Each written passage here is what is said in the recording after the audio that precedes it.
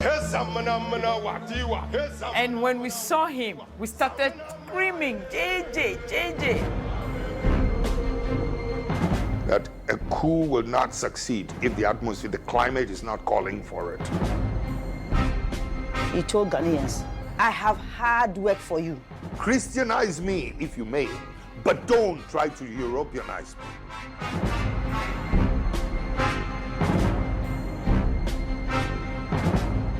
In June 1979, Ghana was at a crossroad. Another military coup was at hand.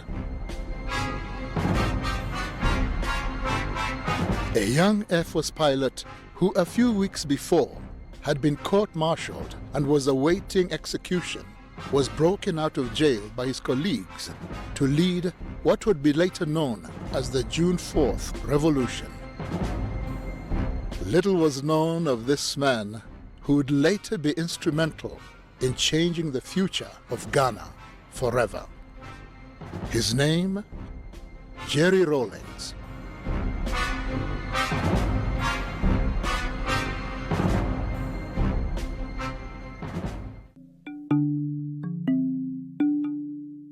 Jerry Rawlings was born in Accra, Ghana, on the 22nd of June 1947 to his mother Victoria Abok-Chui and his Scottish father James Ramsey.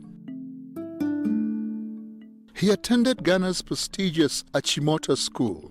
An elite school at the time, Achimota was founded on the principle of providing African students with the British model of a public education. The school boasts of an impressive alumni with Ghana's first president Kwame Nkrumah, Gambia's Sadawada Jawara, and Zimbabwe's president Robert Mugabe, all being former students at different times in the school's history. I must say that it probably was one of the finest times of my life. You know, Achimota School. It's a place to be proud of. I noticed him, yes, because he was very visible and bullied us even though we were in the same class. Not in a very bad way, but you know, bullying is bullying. And so you can't help but notice him. But I never thought that we'll come this far. By collective effort, that the nation's problems can be solved. Before his fame as a revolutionary, Jerry Rawlings was unknown to most of Ghana. In March 1968, he began his training as a pilot officer. I wanted to fly from the age of 6. Honest. I was standing next to my mother, you know, in a compound house when the young men also in the house, you know, asked me what I'd like to be when I grew up. And I said, I'd like to be a pilot. And bang, my mother slapped me on the back. Oh, yes, yes. You'll be a doctor. You'll be a scientist. I mean, the whole house, the compound became quiet, shocked at what had just happened. I never gave up my dream. He graduated in January 1969 and was commissioned a pilot officer.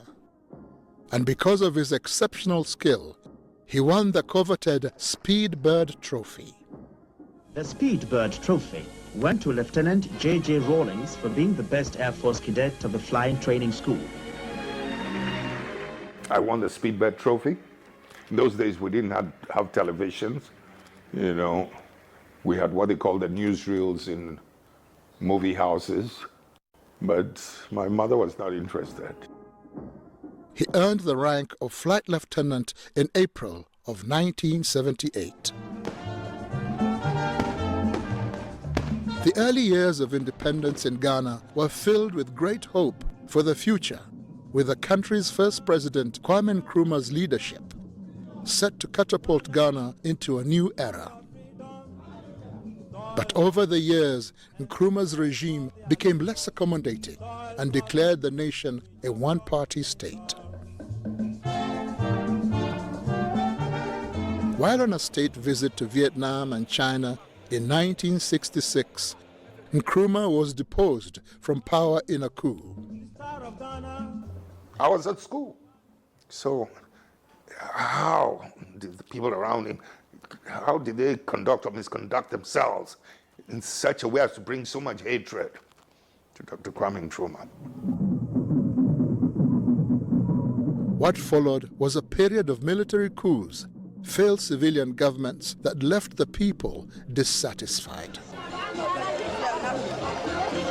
Widespread corruption made life difficult for the people of Ghana. This led to growing anger and resentment. Ghana then, everything was monopolized. I remember our basic food like beans and gari was only sold. I remember at that time Malata was sold by one woman. One, believe you me, one person was selling that, only one. There was no soap. Just bathing soap, there was none. Toothpaste, there was none. Nothing. No food. And we got to know that Ghana was almost just getting to a ground. But the point is that we have set the example. We have shown that we're capable of doing it. Jerry Rawlings came into the public eye when on the 28th of May 1979, Rawlings, together with 6 other soldiers, were arrested by the militia for an attempted coup d'etat on the government of General Fred Akufo. Rawlings appeared before a general court-martial charged with leading a squad of soldiers on the 15th of May 1979. I keep describing it as turning on the gas in a kitchen. That's how volatile it was. From a distance, all you needed to do was to ignite a match and throw it inside. And that's what I could have done in 79, 15th May. I was praying for the best. I also knew exactly what was going on in the country and knew that he had taken the flag for all of us. Therefore, if he had to die for his conviction, I knew he would prefer to do that. He was found guilty and awaiting execution. The trial was a public one that was meant to deter any future coups and was broadcast for all of Ghana to see and hear.